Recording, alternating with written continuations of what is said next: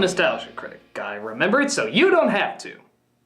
On September 4th, 1975, Gene Siskel and Roger Ebert got together and they performed a review show where they looked at movies. It would eventually be called Siskel and Ebert. On February 20th, 1999, Gene Siskel passed away. And on April 4th, 2013, Roger Ebert passed away. I bring this up in this order for a very specific reason. When many duos inevitably break apart, usually they can't survive on their own because so many people see them as the duo. They've seen them as that for several years. But what was so cool about Roger is that he was never just and Ebert. He was never and Ebert. He was always Roger Ebert. He was never the other guy. And the reason for that is because they both had such potent, strong personalities that they could survive just as well on their own as they could together. Imagine way back when they were first starting, how many people were just scratching their heads at how angry they could get at each other over a movie. Most people said, that's not going to change anything. It's just a movie. It's mindless entertainment. What made both of them so incredibly interesting to watch, though, is that not only did they get so personal about it, but they saw film as important. And they would always stress how important film is. They would say not only is it art, but they would say this is a representation of what's going on right now. This is showing us what's being valued, what's not being valued, asking questions like why is something that many critics say is good not being a success, or something many critics don't like is a success. What's that say about us? What's that say about other people? What's that say about what's popular right now? What's that say about culture? But what always shined through with them, whether they hated something or they loved something, was they had this incredible passion. And that's what people, I think, really related to. Even if you totally disagree with them on something, they just had this passion for what they did. I don't know how many people really keep in mind how many movies both these guys would review. They would review 5 movies a week, where most critics do 2 sometimes, maybe 3. They would do 5 every week, and they would write about it and also do the television show about it. A lot of you are probably saying, oh, really? Like that's really hard and stuff like that? To make it constantly entertaining and constantly make people want to come back and hear your opinion on something, yes, that is difficult. For 5 movies a week? That is difficult. So many people, I think, going into any kind of criticism or appreciation of art or film or literature or whatever, they think it's mathematics or science, and it's not. Gene Siskel and Roger Ebert showed that this is about what you bring to it, or what it can bring out of you, or what it delivers, or any of that stuff. It's a journey, it's an experience. It's what does it do for you, and what are different points of view of looking at it. There is no right or wrong way of looking at something.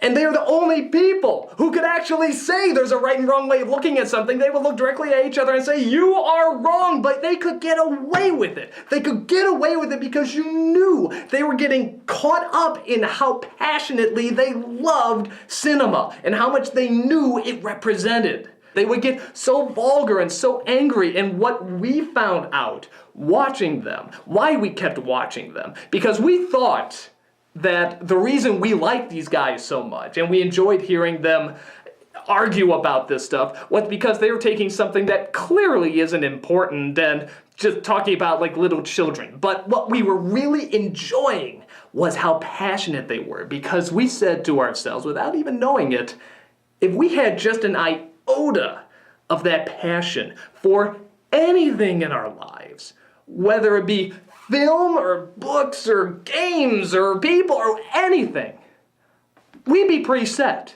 Like, we would have a lot of good things going for us, because no matter what happens, we would have that undying passion that Roger Ebert had for movies and Gene Siskel had for movies. The kind where they would yell at each other, they would get personal, they would get so angry, but at the same time, they could get so happy about what they review. They could be so thankful for the job that they have because they would see something like Ed Wood or Fargo or any of these other incredible films. Friggin' Beauty and the Beast, the Disney animated film. They will go on and on. What a perfect, wonderful movie this is, and that's for kids.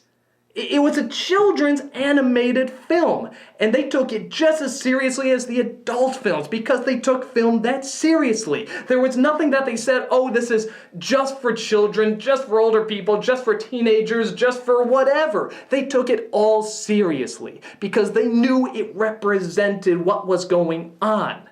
They knew that this was important. It's the equivalent of taking like that famous illusion of, do you see an ugly old lady or do you see a beautiful young woman? It's the same thing. It's not like Ebert would come in and be like, no, it's the young woman and that's it. There's nothing else there. No, he would say, look at it from this point of view. I know you may see something ugly, but take a look at it from this different point of view, the way I see it. And at the very least, give yourself an option to see it from this point of view. That was what was so cool about Roger Ebert, and that he loved discussing, that he loved sharing, that even after Gene Siskel died, he still kept it going with other reviewers, you know, Ebert Roper and other critics that he had on, and he would just keep it going because he loved the discussion. It was obvious he loved the discussion. A lot of you probably know that I did a tribute to Siskel and Ebert and he tweeted about it. And I am so pathetic that I still have that goddamn tweet framed. I might be the only person to ever frame a tweet. And the reason I bring that up is because, once again, this shows just how humble a guy he could be. And the reason is that I'm not a filmmaker, I'm not in Hollywood, I'm not doing any of that stuff. I'm not even really, in the great scheme of things, that huge a name. But he saw this video from a guy he never heard of, you know, and never watched, and he saw this tribute, knowing that I wasn't from Hollywood, I wasn't a big name director, I wasn't any of this stuff, and he not only said it was a good tribute, he said it was the best he had ever seen. And for someone who clearly must be made aware that he is the most famous movie critic in the world, to go out to this kid who just made something, you know, in his parents' other room with this little camera and one or two lights. This guy was put so much passion in everything and say that was the greatest he's ever seen. It's meant the world to me. It's meant the friggin' world to me. And there's times where I said to myself, God, I gotta look up where he's appearing next, when he's gonna do his next book signing or whatever, because I just want to say how much that meant to me. I was literally saying that the other day, like 2 days ago. I was saying that, and now I will never get that chance. But here's what I do realize, is that given how intelligent this guy is, and how aware of his status he was, and what a big name he was, he must have known how much of an impact he had, not just on me, but on so many of us. He must have known how much we appreciated him, because I don't think he would have shared as much if we didn't listen as much, if we didn't accept him as much. It really was a two-way street, because we would keep saying, tell us your opinion. Your opinion is actually a voice for us. Even if we disagree with you, we can see that you are a voice that I understand. That even if you say this is crap, the way you talk about it, I might say, oh hey, I might like this. Or vice versa, if he loves something and maybe I can hear the way he talks about it, I don't think I would like this. Because we did feel like we knew him so well. Because he shared so much with us, and he shared his passion with us. He was the guy that made everyone want to be a movie critic. And not for the reasons you would think everyone wants to be a movie critic. Not because they get to complain and get paid for it. Not because it looked glamorous. Not because their opinion carries so much power. But because he had that passion. He had that love for it. And we were just wishing we could get just the tiniest bit of that passion and love. And I think by sharing that with us, we did. We did get so much of that passion and love.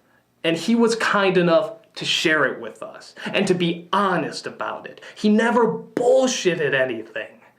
Everything was straightforward, and you knew that just by seeing him talk about it. And he would confess when he was wrong, he would fight when he thought he was right. This really was a rare person who changed more than even I think he's aware of. And it really, really breaks my heart that he's gone. But what I do know is that what he has left us is a great education about movies, about understanding movies, about the passion of loving movies. And that's a greater education that I know I couldn't teach. I know so many other critics couldn't teach. But he found the way. And he did it so unbelievably well. And I can say very honestly, so many people got it. We heard it. And we loved it. And we loved you, Roger Ebert. I'm the Nostalgia Critic, and you will always be remembered.